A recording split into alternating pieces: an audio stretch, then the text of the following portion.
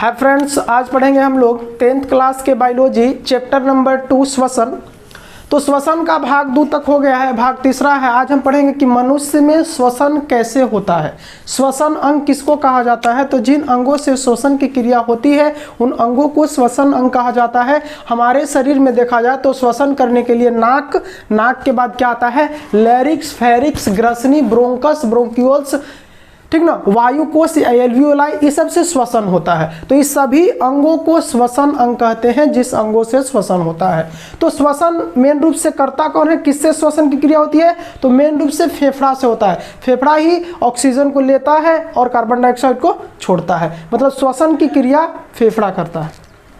तो सबसे पहले क्या करता है कि सबसे पहले वायु नासिका वेश्म से इंटर करती है, अंदर जाती है। तो नासिका वेश्म से जब अंदर जाती है, देखिए नाक की संख्या 1 होते हैं, एक में 2 गो सुराख होता है, ठीक ना, 2 गो नासिका वेश्म होता है। तो जब इससे जब यहाँ से वायु जाता है तो वायु इस जाने के क्रम में नासिका वेश्म में बाल का परत मिलता है, ठीक ना। और वो बाल का परत क्या करता है कि जो धूल कण है बाहरी वातावरण में वो सबके रोकने का काम करता है। और यहीं से जब नहीं रुक पाता है तो आगे मेहीन म्यूकस मेम्ब्रेन का परत रहता है और वो परतवा क्या कहता है कि धूल कणवा को चिपका लेता है, जिसको जब सर्दी हो जाता है तो वही बलगम के रूप में या फिर यहाँ से निकलता है वही वाला म्यूकस मेम्ब्रेन का परत। वो क्या करता है कि चिपचिपा रहता है और जब वायुमंडल से जब हम सांस लेते हैं वायु को, तो वायु में जो धूल कण है उसको चिपकाने का काम करता है, अंदर जाने नहीं देता है। यहीं पे नासिका वेश्म जब आगे बढ़ता है तो वह नासिका कपाट के रूप में बदल जाता है। नासिका वेश्म यहाँ पे है, यहाँ पे जो कपाट रहता है उसको कहा जाता है नासिका कपाट। और वहीं पे एक क्षेत्र होता है जिसको कहा जाता है घ्राण क्षेत्र। घ्राण क्षेत्र क्या काम करता है? तो घ्राण क्षेत्र काम करता है कि किसी चीज को सुगंध का पता लगाने के लिए घ्राण क्षेत्र का उपयोग किया जाता है। अगर घ्राण क्षेत्र जिस व्यक्ति में छोटा होगा या 9 के बराबर होगा, बहुत छोटा होगा, तो उसमें सूंघने की शक्ति कम होगी, और जिसका घ्राण क्षेत्र बड़ा होगा उसको सूंघने की शक्ति ज्यादा होगी। जैसे कुत्ता के घ्राण क्षेत्र बड़ा होता है, इसीलिए वह दूर से सूंघ करके बता देता है। और मनुष्य का घ्राण क्षेत्र छोटा होता है, इसलिए सूंघने के लिए या तो उसके पास जाना पड़ता है ना, या तो फिर अगर गर्म खाना है तो सुगंध पता चल जाता है, नहीं तो ठंडे खाने का सुगंध को बहुत नजदीक लाना पड़ता है, तब उसको पता चलता है कि सुगंध है। तो घ्राण क्षेत्र क्या करता है? तो घ्राण क्षेत्र हमको बताता है सुगंध को, ठीक ना।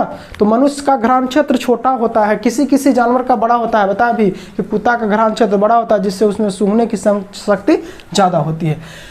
जब यहाँ से वायु इंटर करता है तो वायु नासिका वेश्म की जो दीवार है वो टेढ़ा मेढ़ा घुमावदार होता है, और ये घुमावदार रास्तावा के कहा जाता है कांची, ठीक ना। कभी कभी क्वेश्चन आ जाता है कि कांची किसको कहा जाता है? तो नासिका वेश्म की जो दीवार होती है वो टेढ़ी मेढ़ी घुमावदार होती है, जिसे कहा जाता है कांची।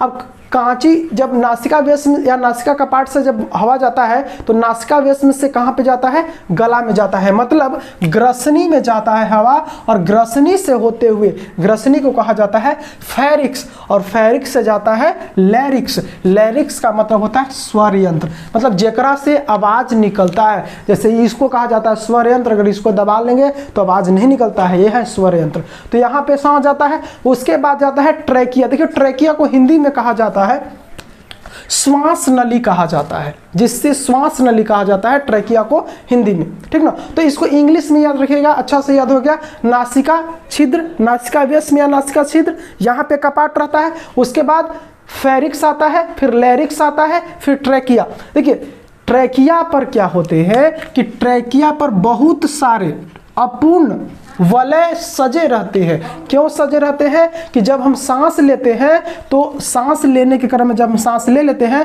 तो यह जो नली है इसको पचकने नहीं देता है, ठीक ना। पूरा लंबाई पर सजा रहता है अपूर्ण वलय, जिससे नली पचकती नहीं है। जब छोड़ते हैं उसी स्थिति में नहीं पचकती है। अगर यह नली नहीं दिया रहता तो क्या होती कि जब हम सांस ले लेते तो ये दब जाता, और दब जाता तो हम अगर सांस निकलवे नहीं करता तो दिक्कत होगा। इसलिए इस जो लंबाई है पूरा ट्रैकिया के लंबाई, ट्रैकिया की लंबाई कितना है? तो ट्रैकिया की लंबाई होता है 11 सेंटीमीटर। याद रखिएगा, बहुत वीवीआई क्वेश्चन है कि ट्रैकिया का लंबाई यहाँ से लेकर यहाँ तक जो लंबाई है वो कितना होता है? 11 सेंटीमीटर। अगर इसका पूछेगा कि व्यास कितना होता है तो इसका व्यास होता है 16 मिलीमीटर। व्यास का मतलब क्या है कि यहाँ से लेके यहाँ तक ठीक ना। पूरा कितना होता है 16 मिलीमीटर होता है। तो याद रखिएगा कि श्वास नली या ट्रैकिया किसको कहते हैं, तो लिख सकते हैं, बोल सकते हैं कि लैरिक्स जिस अगले भाग में खुलती है उसको कहा जाता है ट्रैकिया या श्वास नली। इसकी लंबाई होती है 11 सेंटीमीटर और व्यास होता है 16 मिलीमीटर। अब क्या होता है कि वायु ट्रैकिया से होकर के आता है, जब यह ट्रैकिया से आ रहा तो यहाँ पे 2 नली मिलता है, ठीक ना। एगो बायां में जाता है और एगो दायां लंग्स में, फेफड़ा में जाता है, ठीक ना। तो इसको कहा जाता है, जब एगो है तो उसको कहा जाता है ट्रैकिया, ठीक ना।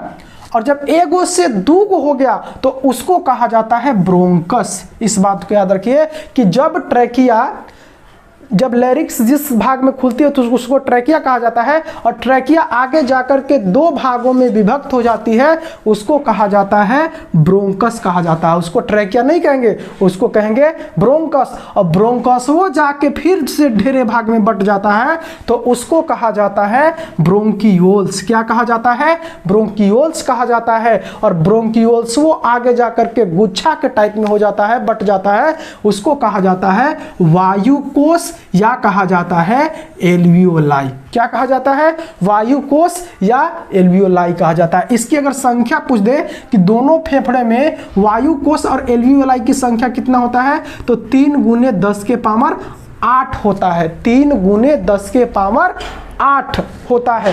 अगर याद रखना है तो सिंपल है कि प्रकाश की चाल निर्वात में कितनी होती है, तो प्रकाश की चाल हमको पता है कि निर्वात में 3 × 10 की पावर 8 होती है। तो जितना निर्वात में चाल होता है उतना ही वायु कोश की संख्या होती है हमारे फेफड़ों में, ठीक ना। तो एक बार फिर से इसको देख लीजिए कि सबसे पहले नासिका छिद्र, उसके बाद नासिका कपाट, फिर यहाँ से फेरिक्स, उसके बाद लैरिक्स, लैरिक्स के बाद ट्रैकिया, और जब ट्रैकिया 2 भाग में बट गया तो उसको कहेंगे ब्रोंकस, और ब्रोंकस जब ढेरे भाग में बटेगा तो उसको कहेंगे ब्रोंकियोल्स, और ब्रोंकियोल्स जब अंगूर के गुच्छा जैसन, ठीक ना, गुच्छा जैसे में बढ़ गया तो उसको कहा जाता है वायुकोश या एल्वियोलाई। एक बात याद रखिए कि यह वृक्ष जैसा होता है संरचना। जैसे पेड़ है, वो मान लें कि यहाँ पे पेड़ है, बनाते हैं, ठीक ना, ये पेड़ है, तो जब एगो है, जब एगो जाता है तो उसको कहते हैं पेड़, ठीक ना।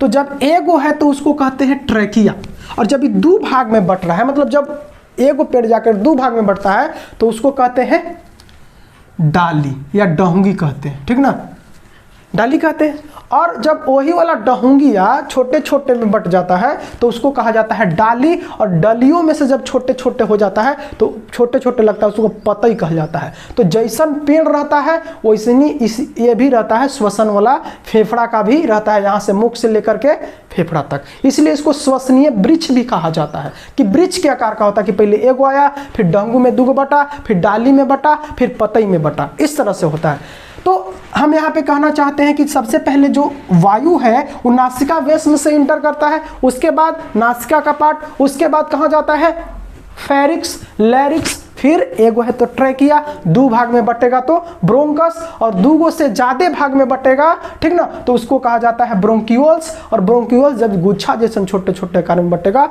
तो उसको कहा जाता है वायुकोश या एल्वियोलाई। तो सबसे पहले जो वायु है वो इंटर करता है नाक से, और नाक से इंटर करके कहाँ जाता है, फेफड़ा में जाता है, ठीक ना।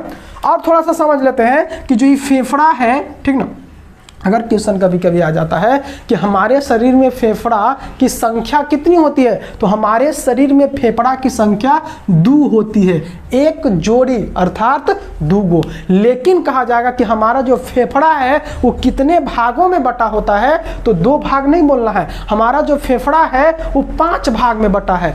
खाया वाला 3 भाग में और बाया वाला 2 भाग में। अब हम इसको याद कैसे रखेंगे कि कौन सा फेफड़ा 3 भाग में बटा है और कौन सा फेफड़ा 2 भाग में बटा है। तो सिंपल याद करने के सिंपल ट्रिक है कि हम खाएं जो हाथ होता है, खाया जो हाथ होता है उससे हम ज़्यादा वजन उठाते हैं, और बाएं जो हाथ होता है उससे हम कम वजन उठाते हैं। तो हम कह सकते हैं कि मतलब ज़्यादा भाग में कौन बटेगा, जो दायां दने वाला होगा, और कम भाग में कौन बटेगा, जो बायां वाला होगा। मतलब पूरा जो हमारा फेफड़ा है वो 5 भाग में बटा होता है, ओकरा में से 3 भाग दायां वाला और 2 भाग बायां वाला बटा रहता है, ठीक ना। अब इस जो फेफड़ा है, इस फेफड़ा के बीच में ठीक ना। ये फेफड़ा और डाइफॉर्मा, ये बाहरी वाला, इसको कहा जाता है डाइफॉर्म, ठीक ना, डाइफॉर्म कहा जाता है। इसके बारे में बताएंगे आगे। और यहाँ पे फेफड़ा के बीच एक जलीय द्रव भरा रहता है जिसको कहा जाता है पैराइटल प्लूरा। क्यों भरा रहता है? क्योंकि जब यह गति करता है तो यह सुरक्षित रहने के लिए एकरा में पैराइटल प्लूरा नाम का द्रव भरा हुआ रहता है, ठीक ना। तो अब यहाँ पे आते हैं कि श्वसन करते कैसे हैं। यहाँ पे दिक्कत नहीं होना चाहिए कि सबसे पहले नासिका में आता है हवा, उसके बाद ग्रसनी में यानी कि फेरिक्स, लैरिक्स, ट्रैकिया, ब्रोंकस, ब्रोंकियोल्स, वायुकोशिया, एल्वियोलाई। इसकी संख्या क्या होती है? 3 × 10⁸ होती है, ठीक ना। इतना कम से कम याद रखना है। और उसके बाद एक चीज और याद रखना है कि जो डाइफॉर्म है, ठीक ना, तो डाइफॉर्म और पसलियां श्वसन कराने का काम करती है। फेफड़ा खुद गति नहीं करता है, इसको गति कराने का काम करती है पसलियां और डाइफॉर्म। अब यहाँ पे बात आती है कि हम जब सांस लेते हैं तो कैसे गति करता होगा। जैसे हम सांस ले रहे हैं तो हमारी जो पसलियां हैं वो बाहर की ओर आता होगा, तो बाहर वाला आएगा, बाहर पसली आएगा तो अंदर के आयतन बढ़ेगा, तो पसलियां बाहर की ओर गति करता है, हमारा जो डाइफॉर्मा है वो नीचे की ओर जाता है। तो यानी कि पसली बाहर की ओर और डाइफॉर्म नीचे की ओर गति करता है, तो बीचवा के आयतन बढ़ जाता है। और जब आयतन बीचवा के बढ़ जाता है तो हम श्वसन की क्रिया करते हैं। लेकिन जब इसको छोड़ना रहता है तो क्या करते हैं कि हमारी जो पसलियां हैं वो अंदर की ओर गति करती है और डाइफॉर्मा नीचे से ऊपर की ओर गति करता है, जिससे अंदर में दबाव पड़ता है, जिसके कारण जो हमारा हवा रहता है भरा हुआ फेफड़ा में वह बाहर निकल जाता है। यही जो प्रोसेस है लगातार चलते रहता है। एक क्वेश्चन और याद रखिएगा कि हमारी जो पसलियां हैं उसकी संख्या होती है 24। कितनी होती है? 24, यानी कि जोड़ी में कहा जाए तो 12 जोड़ी होता है। लेकिन क्वेश्चन कभी कभी आ जाता है कि सीने में पसलियों या सीने में हड्डियों की संख्या, तो हड्डी की संख्या आएगा तो 24 नहीं कहना है, 25 कहना है। जो बीच वाला जो जुड़ा हुआ यहाँ पे हड्डी है इसको स्टर्नम कहा जाता है, इसकी संख्या 1 होती है। तो 24 को पसली और 1 स्टर्नम, पूरा 25 को होता है। एक बात और याद रखिएगा कि जो डाइफॉर्म होता है वो श्वसन की क्रिया करने में 70% भागीदारी निभाता है। जब हम बताएं कि जब श्वसन की क्रिया करना रहता है तो नीचे चला जाता है, और जब हमको श्वसन के बाहर निकालना रहता है कार्बन डाइऑक्साइड को तो यह ऊपर चला जाता है, ठीक ना। यह एक मसल संरचना है, यह गुंबद के आकार का होता है। यह जो डाइफॉर्म होता है वो उदर गुहा और वक्ष गुहा को अलग करता है। कभी कभी क्वेश्चन पूछ देता है कि फेफड़ा है क्या। हम बताएं कि फेफड़ा की संख्या 2 होती है। फेफड़ा 5 भाग में बटा होता है, 3 भाग दायां वाला और 2 भाग बायां वाला। तो फेफड़ा किसको कहा जाता है? तो फेफड़ा देखने में गुलाबी होता है, स्पंजी होता है और थैलीनुमा संरचना होता है। तो हम कह सकते हैं कि फेफड़ा वक्ष गुहा में स्थित होता है जो स्पंजी, गुलाबी और थैलीनुमा संरचना है। यह प्लूरल गुहाओं को में इधर उधर अवस्थित रहता है, एक इधर और एक इधर अवस्थित रहता है, ठीक ना।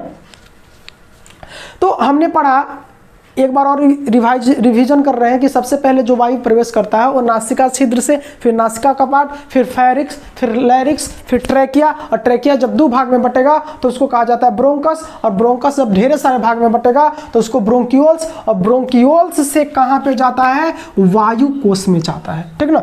वायु कोश क्या होते हैं? अंगूर के गुच्छे के आकार का संरचना होता है। इसकी अगर सतह का आयतन पूछा जाए तो इसका आयतन होता है 400 से 800 वर्ग फीट होता है, ठीक ना। इसका आयतन कितना होता है? 400 से 800 वर्ग फीट होता है। तो वायु कोश की संख्या कितनी होती है? 3 × 10⁸ होती है। तो अब यहाँ पे वायु कोश में जब ऑक्सीजन आ गया है, वायु आ गया है, तो उसके बाद वायु जाता कहाँ होगा? क्या हम वहीं से रिटर्न कार्बन डाइऑक्साइड छोड़ देते होंगे? ऐसा तो नहीं करते होंगे ना। जैसे हम भोजन के रूप में हम लोग क्या लिए हैं? C6H12O6 ग्लूकोज को हम लोग एब्जॉर्ब कर लिए हैं खा करके, ठीक ना। अब इसको तोड़ने का काम करेगा ऑक्सीजन। तो सब यहाँ पे वायु आ गया है। वायु कहाँ पे आ गया है? वायु कोश में आ गया है। उसके बाद यहाँ से वायु रक्त में मिलता है। रक्त में हम जानते हैं कि रक्त में पाया जाता है हीमोग्लोबिन, और हीमोग्लोबिन की एक खास बात यह है कि हीमोग्लोबिन ऑक्सीजन के ढोने का काम करता है, ठीक ना। क्या करता है? ढोने का काम करता है। तो वही काम करता है, तो ढोने का काम करता है। तो जब रक्त में मिल जाता है वायु, तो ओकरा में से ऑक्सीजन को लेकर के हीमोग्लोबिन पहुंच जाता है, ऊतक के पास पहुंचा देता है, सभी ऊतक के पास पहुंचा देता है। और वहां के बाद ऊतक से कोशिका में जाता है और कोशिका में मौजूद होता है माइटोकॉन्ड्रिया। तो माइटोकॉन्ड्रिया में केप्स चक्र चलता है और केप्स चक्र चलने के उपरांत वहां से ऊर्जा मुक्त होती है। उस ऊर्जा का उपयोग तो हम लोग कर लेते हैं, जो काम करना रहता है, विद्युत वृद्धि करना रहता है, ठीक ना, और ढेर सारे नित्य काम है, उसको करने के लिए ऊर्जा का उपयोग कर लेते हैं। वहां से जो जल बनता है उसको हम बाहर निकाल देते हैं, और जो कार्बन डाइऑक्साइड बनता है, तो कार्बन डाइऑक्साइड तो हमारे लिए यूजलेस है, तो उसको क्या किया जाता है कि फिर माइटोकॉन्ड्रिया से कोशिका में, कोशिका से ऊतक में, ऊतक से हीमोग्लोबिन लेता है और ले जाने के बाद उसको लेकर के आन करके वायु कोश में देता है। वायु कोश से फिर क्या करता है कि जब यहाँ पर दबाव बढ़ता है तो यही कार्बन डाइऑक्साइड यहाँ से बाहर निकल जाता है। यही जो प्रोसेस है वह बार बार होते रहता है, बार बार होते रहता है, ठीक ना। अभी क्वेश्चन कभी कभी आता है कि 1 मिनट में कोई व्यक्ति है, स्वस्थ व्यक्ति, वह कितना बार सांस लेता है। तो याद रखिएगा कि एक व्यक्ति जो है वह श्वसन करने का काम करता है 14 से 16 बार, ठीक ना, 14 से 16 बार श्वसन करता है, और जब सो देता है तो 12 बार करता है, 12 से 14 बार। इसलिए एक्सपीरियड मतलब माना गया अनुपात में कि 14 से 16 बार करता होगा 1 मिनट में कोई वयस्क जो मनुष्य है वह श्वसन की क्रिया, ठीक ना।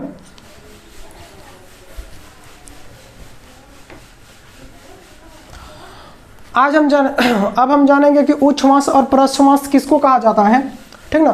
तो प्रश्वास ऑक्सीजन को जब हम ग्रहण करते हैं तो उसको कहा जाता है प्रश्वास, और जब हम कार्बन डाइऑक्साइड को हमारे शरीर से बाहर निकालते हैं उसको कहा जाता है उच्छ्वास। तो याद रखिए कि ऑक्सीजन को ग्रहण करने की क्रिया को प्रश्वास कहा जाता है, जबकि कार्बन डाइऑक्साइड को शरीर से बाहर निकालने की क्रिया को उच्छ्वास कहा जाता है। तो अब हम कह रहे हैं, जो 2 परिभाषा यहाँ पे कह रहे हैं कि प्रश्वास ऑक्सीजन ले, मतलब हम जो श्वसन करते हैं ओकरा में खाली हम ऑक्सीजन में लेते हैं, हमारे नाक में तो फिल्टर नहीं लगा हुआ, तब हम कैसे कहेंगे कि ऑक्सीजन लेने की क्रिया को कहा जाता है प्रश्वास और छोड़ने की क्रिया को कहा जाता है उच्छ्वास, ठीक ना। देखो प्रॉपर जो हम श्वसन की क्रिया करते हैं, तो श्वसन की क्रिया करके जो वातावरण में वायु है वही वायु को हम ग्रहण करते हैं। मतलब ऑक्सीजन हम ग्रहण करते हैं 21%, नाइट्रोजन ग्रहण करते हैं 78% और कार्बन डाइऑक्साइड ग्रहण करते हैं 0.03%। एक बार ये बात याद रखिएगा कि प्रश्वास में ऑक्सीजन 21%, नाइट्रोजन 78% और कार्बन डाइऑक्साइड 0.03%, ठीक ना।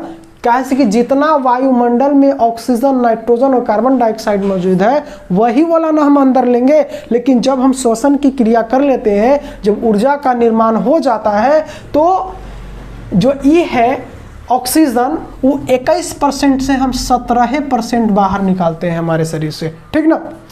नाइट्रोजन 78 का 78% बाहर निकालते हैं। तो जो ये 4% का अंतर आ रहा है, यही 4% बढ़ जाता है कार्बन डाइऑक्साइड, मतलब 4% कार्बन डाइऑक्साइड निकलता है। तो इस बात को याद रखिएगा कि जब हम श्वसन की क्रिया कर रहे हैं, जब सांस को ले रहे हैं तो ऑक्सीजन की मात्रा ज़्यादा है, और जब हम छोड़ रहे हैं तो ओकरा में कार्बन डाइऑक्साइड की मात्रा ज़्यादा है। इसलिए हम कहते हैं कि जो प्रश्वास कर रहे हैं ओकरा में ऑक्सीजन लेते हैं, और जो उच्छ्वास करते हैं ओकरा में कार्बन डाइऑक्साइड को छोड़ते हैं। यानी कि सांस लेने के लिए ऑक्सीजन लिया जाता है और छोड़ते हैं कार्बन डाइऑक्साइड। अब प्रश्वास और उच्छ्वास दोनों को मिला देते हैं तो उसको कहा जाता है श्वासोच्छ्वास। मतलब कि सांस लेने और सांस छोड़ने की क्रिया को कहा जाता है श्वासोच्छ्वास। श्वासोच्छ्वास करने में 5 सेकंड का समय लगता है, ठीक ना। 5 सेकंड का समय लगता है, लगभग 5 सेकंड।